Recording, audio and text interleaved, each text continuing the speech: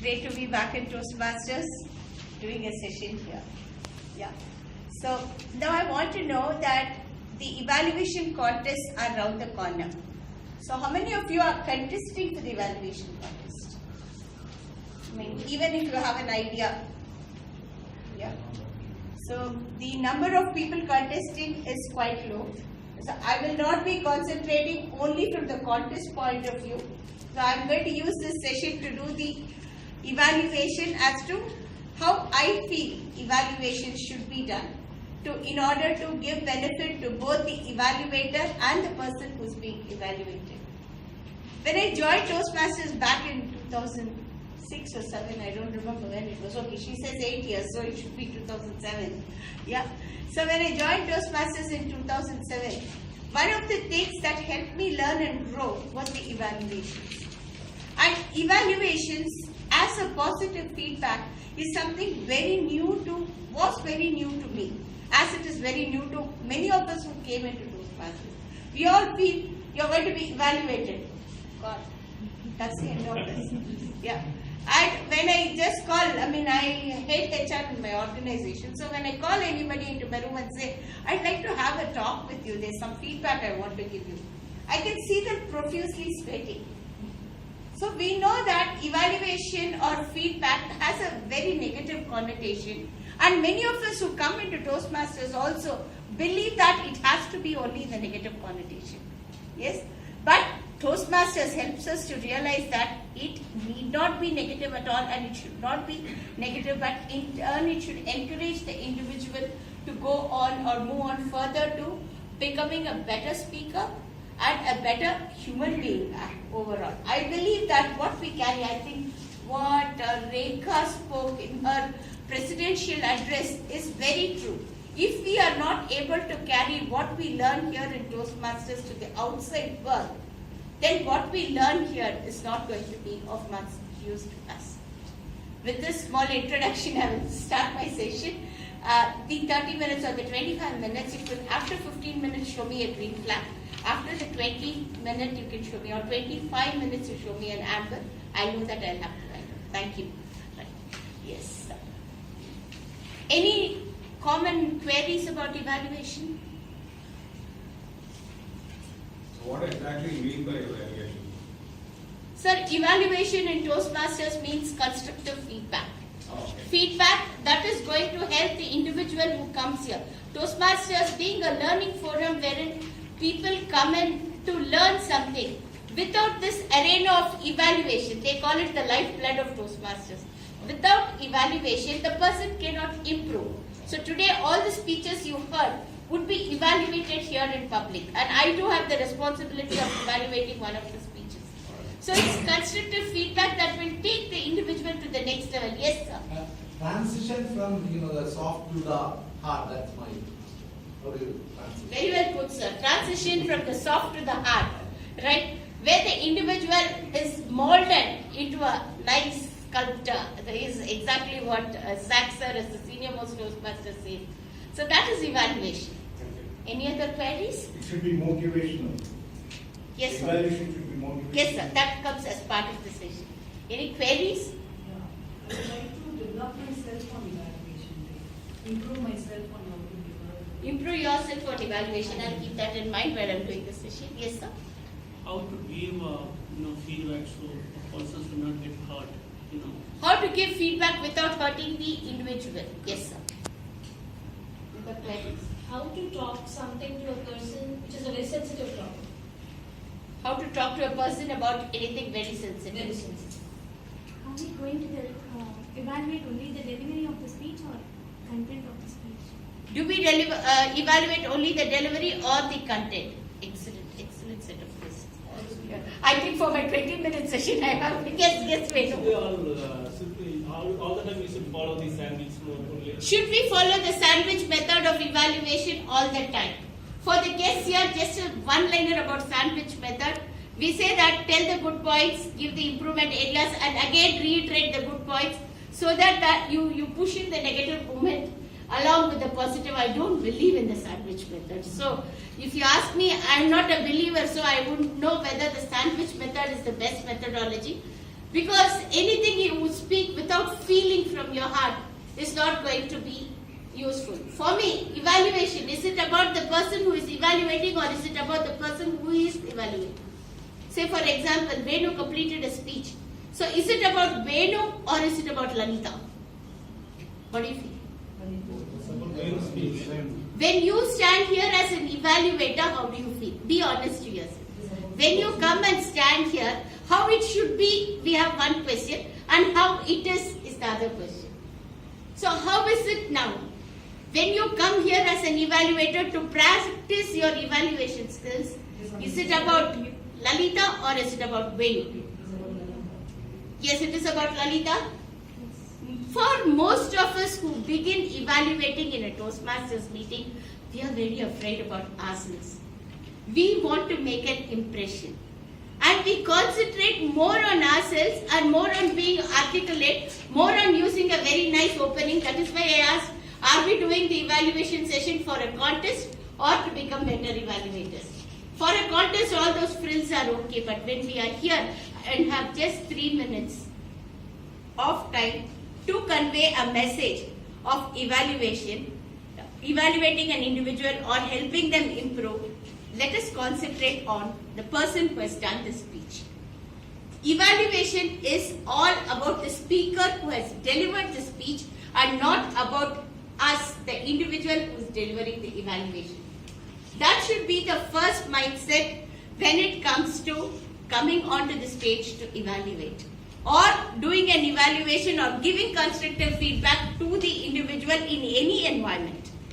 Right? It is about that person's betterment. Now, second point, it is about Venu. But am I here as a teacher or as a person of supreme authority to tell Venu what all he did wrong? Most of us, when we are outside in our work environment, think that we have the authority, we have the power to utilize and tell people what they did wrong. And many of us forget that when we are in the Toastmasters Club meetings also. We carry that feeling that when it comes to giving an evaluation of feedback, we have grown taller. I become as tall as Ajay. I become the tallest. And then I could say, Venu, you know what you did? No, that is not the case. It is not about finding fault or telling what you know and what they don't know. It is about finding out what has been done and how well it has been done. What could have been done better? Can I illustrate how it could have been done better? Can I give small examples of how I feel it could have been done better? And by doing better, what is the benefit the individual is going to take back? That's evaluation. My session is complete. Right? So it is all about what you heard. Remove all your past experiences or what you have heard. Remove all the contest speeches. Remove all the international speeches that you have heard. Just sit there as an individual, putting yourself into the shoes of the individual who is making the speech there. When I heard some of the table topics, I know how difficult it is to come and stand here. How difficult it is to speak that first sentence. I may be speaking today thanks to Toastmasters. I say, like everybody does, I should be doing this to the Toastmasters Club. But we all have to make a beginning, right? So here are the beginners who are making a beginning. Some of them who are moving to the advanced communicator manuals, but still know that there's something more to be done, right? So when the evaluator is listening to a speech, remove all the other experiences. Have your notebook and pen in your hand. Do not rely on your mind and brain and your intuition and other things to tell you how the speech went. Let us become listeners and learners. The benefit of evaluation to an evaluator is learning to listen is the toughest art. Friends, I knew it only after joining Toastmasters. I realized how much of chunk of life I had wasted by not listening. And listening is such a good art. The roles of the accountant and the grammarian that you are playing. Anybody speaks anything. In my office today, if anybody speaks anything by the voice modulation, I know that the mood is changing. I know that they are trying to mean something else. I can hear the strain in their voice. It all comes by listening very keenly to the speaker and the speech here. Right? So when we are going to evaluate, listen to the speaker in totality. How do I make notes and how do I keep looking? You are not going to write the entire speech, no? What I do for that is, I have a column of square. You know, we do not have any thing here, no? I just show it you like this. I do a square here. Okay? So I write a plus, and then if I have some negatives, I put it. Then out of the plus, I take the vocal variety and the body language and keep doing. And if something else I want to talk, which is beyond the speech, which is something that I want to convey specifically, I put it in the last column. Right? It is because in advanced speech and I knew the objectives, I had a smaller paper. Initially, I was teased because I used to write everything from good evening. If I have to come and evaluate, I used to write good evening Toastmasters. And I mean, many of you know Aditya Maheshwaran, the international speech contest winner. He used to say, Lalli, what nonsense is this? In a daytime speech, you will go and say good evening. Why are you writing that? But that is all comes with practice, right? So make notes of all the relevant points that comes when you listen to the speech. Now when I saw the person come on stage, what did I see? Am I seeing a person who is trying to find himself? Am I seeing a person who is confident about speaking in the stage? Am I seeing a person who is well prepared with the speech? Am I seeing a person who is just going to while away 5 to 7 minutes by being here on the stage and is going to give something as a speech? So what am I seeing? So you should know what to see while you are evaluating. So what is it that you are seeing? Are you seeing this individual as a confident individual here? Or is he going to time pass? Is he going to use his language as his advantage? Is he going to use his voice as his advantage and get away with something? Or does he come prepared with conviction and a message? Look out for it. You will listen and you will be able to grasp it. We should know what to look out for. Right? First the individual, then how their stage presence is, and then with what conviction are they beginning their speech. Right?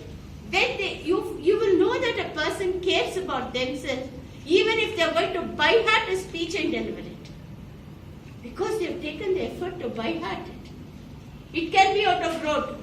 You know, good evening Toastmasters. I have come here to speak about, a story. This story is about a frog. It can be by hearted and it can be rote. But this person has taken enough care and wants to improve himself so much that he has spent the time and effort to by heart that story. Right? So we can find out once the person starts speaking about their conviction level and preparation, step 1.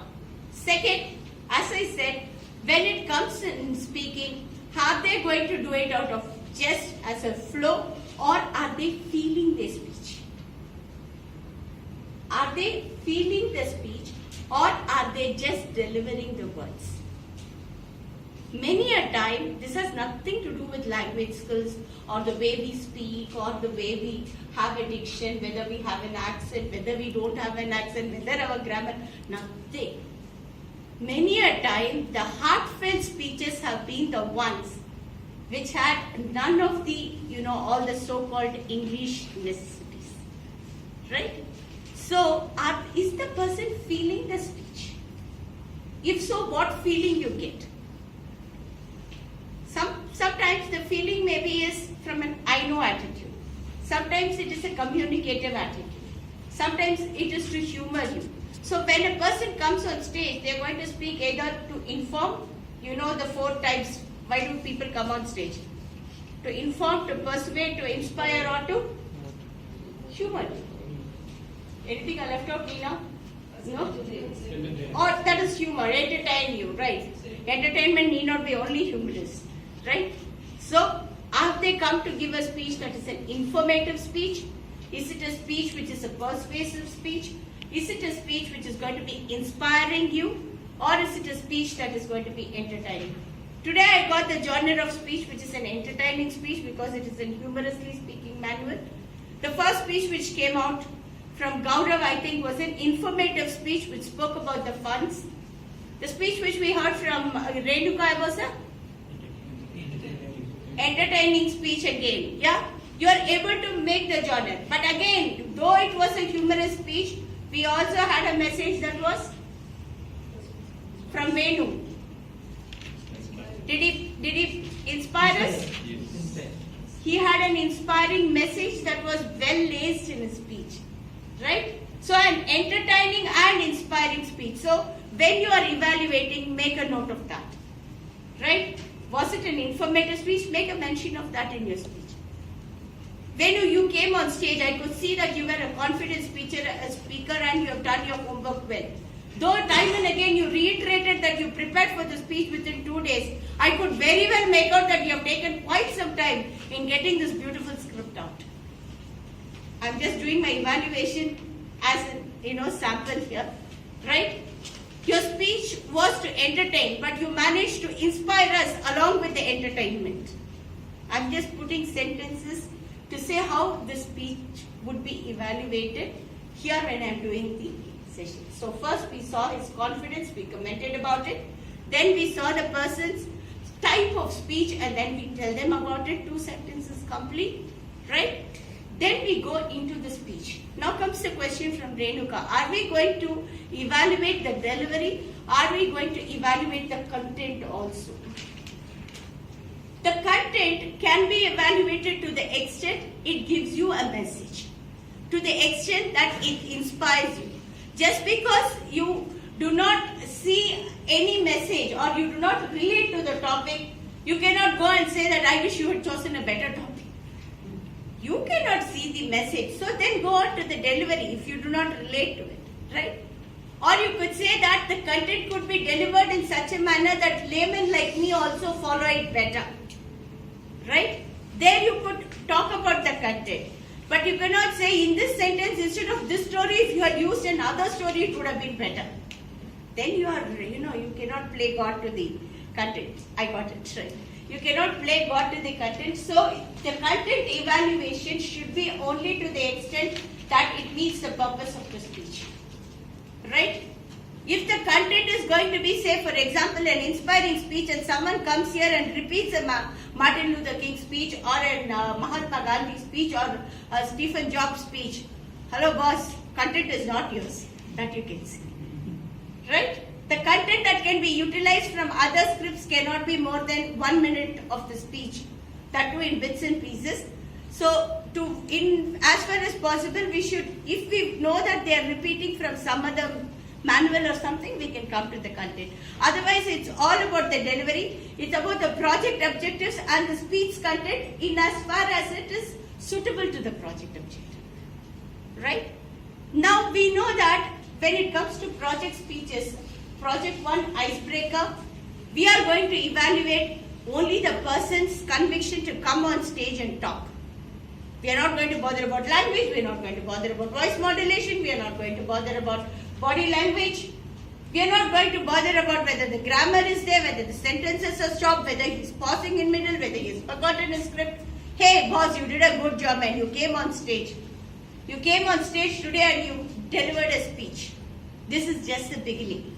Let's see how you go with this from here. But let us also discuss how we can do it offhand. No negative feedback when it comes to the icebreaker on stage, however bad the speech might be. The guy need not have talked. Some of them during our older days would come, say good morning and then look here, there and say, I'm not prepared, I'm going back. Right? But that's why we have all paid money and joined Toastmasters, man. Right? So there is no question of evaluating negatively when it comes to an icebreaker. Project 2, objectives you know. You should have a definition, define, describe and conclude. That's all. Right? So if definition is there, description is there, conclusion is there, appreciate it. You need not say you can use the stage better for project 2. Right? So when it comes to project speeches, Toastmasters has described a beautiful step-by-step movement. So the evaluator also has to necessarily follow what is given in that objectives only. If the person does something more than required, then say that though it is a project 2, the delivery with your voice, The way you used your voice was excellent. Yeah, it could have, it was like a Project 5 or a 6 speech. I thoroughly enjoyed the way you played with the stage and used the stage space effectively. Come on, man, you can go on a fast track and do your speeches faster, because you've got it in you. Positive, motivational words can be given to the maximum, but do not discourage the individual if they do not do something that is a requirement of an advanced speech. Right? We know about Project 3, we know about Project 4. Project 4 when it comes to specifically the usage of language. Right? Usage of language, I know as an evaluator, you have to do your homework if you are going to evaluate a Project 4 speech. You should know what a simile is. You should know what an alliteration is. I learnt all that from Nina John Mann. I had a very strict mentor there. Right? I had to sit and learn everything, because when I did the speech and subsequently when I had to evaluate the speech, he said, you are evaluating a Project 4 speech. You know all this? Now you wake me up and tell you what is what. Right? So when you do a Project 4 speech, we also learn the grammar of it. We also learn how to use beautiful phrases. We also know how to use the language. We also learn to listen to language when it comes to us. Right? So Project 5 goes to body language. Project 6, of course, as it goes after Project 6, any speech that is done should have all the material. Got it? Project 6 talks about voice, which means that the individual who is coming on stage has to have the required voice modulation, has to have the required body language, has to have the required opening, transition into the body of the speech, then conclusion into the speech. Right? So, when we are going to talk about the speech in its totality, look at the speaker, look at his confidence, then look at what type of speech it is, then look at what project is he delivering. Based on the project of the speech, the evaluation will keep altering. Finally, remember, evaluation is only about that individual who's spoken and not about you. At the end of 2 minutes, are you giving that individual something to take back, work on, and come back as a better speaker? Let us take Venu's speech based on all these parameters now. Okay? I want your impressions on Venu's speech based on this parameter. First, I will tell you, his speech is an advanced speech. He's a competent communicator, which means he's completed 10 projects. He knows how to persuade, he knows how to inspire, and he's doing an advanced communication manual in humorously speaking. And the project objectives was, it should have an opening story and a closing story with humor, and he should have a main story in between. While closing the speech, he should have a closing story that relates to the main point again, and he should do it in 5 to 7 minutes. I've given you the objective. Now I would look for points from you about his speech before I do my evaluation. Yes? You can be open to Venu. I've told him, be prepared. You did a great job. Huh? You did a great job. He did a great job is one word. Can we go step by step? I started with being confident. I started with having an entertaining speech with an inspirational quotient. Then let's go into his body language. Next step. Yeah? What did you like about his speech? Wide and wide. Wide and wide. Bold speaker. Yeah? Involved. Involved. You were very involved. So, we will tell Venu that, Venu, you know what? Those 7 minutes just flew. We were so involved in your speech. You are a great storyteller, man. You are a great storyteller. Maybe you have a career in this also someplace. Keep finding out. Because you got us all totally involved in your speech. Excellent. Any other points? He used his stage perfectly. He moved around. He used the stage very well, and specifically at one point I remember he says, I may have this. Then he moved, said, I may have this. And then, I'm not going back to the script here. He moved beautifully like a practice speaker who speaks in an international speech contest. And the 3 points he made and he moved was effective. But what I would like you to do, Venu, is, I'm taking your point and saying, while in many cases you used the stage specifically, there were some loose ends when you were doing a little bit of pacing. It was very mild, but it was noticeable. Because you've got this level of skills, I think if you just look back to areas where you feel at loose ends and also position yourself with the stage, the impact that you create would be a little more far-reaching than what it has done. I've given a feedback. I've told him what I feel he should be doing better. Have I hurt your feelings? You will not tell me anyway, so right? So we can give him but illustrate. I have written down where I felt he is paced also. That I would be giving it to him separate. Right? Illustrate where we felt. Let's go to his voice. We went to his body language. Let's go to his voice. He uses paralanguage very effectively. He uses. Paralanguage was very effective. There you got your how feedback. How his wife uses the tone, how his boss uses the tone, his evaluatees or his mentors, I believe, he mentioned how Mentees, they request him to do his evaluation. So he was able to create conversations on the stage, and we were literally seeing the other people. We did not see only Venu. When he was creating the story, Venu, your key skill in humorously speaking and storytelling is your ability to create characters on the stage. Exactly what you're saying, I'm using it. So we could see the people you were talking about on the stage, and you were able to create the characters and speak to them, and the way you moved, you were quite fluid on stage that we could see everybody here without any, gap or mishap. So that is one key strength that you could really, play on when you're doing a competitive speech. Right? Very good. Anything else? He was like, it was more, the subject was more apt to the Toastmasters he was talking about. Absolutely. He took up a universal subject that is suitable for any diverse set of audience. Starting from 20s, I think we are up to 60s here. And this topic which he took suits all the age groups. So selecting a topic that is suitable for all genre of audience is something very special, and you have done that. Right? Good.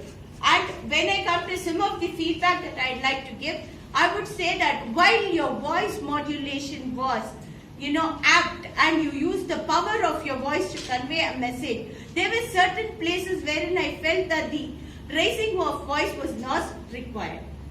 While you're slowing down and creating the impact was well done. The raising of voice in certain stages, the suitability of it, you could probably think, like, I have to close it. Suddenly, that was not required. I had to close it. What do I do? Why did I agree to do this speech? A little more introspection and driving insight, because you've got all the other skills, would help the speech to, rise up to a greater height. There are people who say this is a good speech, we can make it a great speech. This is a club level speech, we can make it a district level speech. You use all that flowery language when you're doing the, competition. I believe, I'll tell you, I went to stage in the year 2008 or 9, Nina, was it? Yeah, 2008 or 9, when whole of India and Sri Lanka were one district, and the contestants were like Punita Singh, who is in PhD in English, right, Nina? She came here, Yeah, she won, and I came third there in the contest at the district level. I know that I did not have the language at that time. I did not have any of the dramatic skills because I was less than a year in Toastmasters. I had just concluded project 6 or 7 and became eligible to do the contest. All I knew was I just listened to the speaker. I wrote down what I wanted to convey. I just laced it with a little bit of humor because, I just felt it was comfortable to tell about the speech. I went there thinking I will not win, but I will give that gentleman a good evaluation. It worked.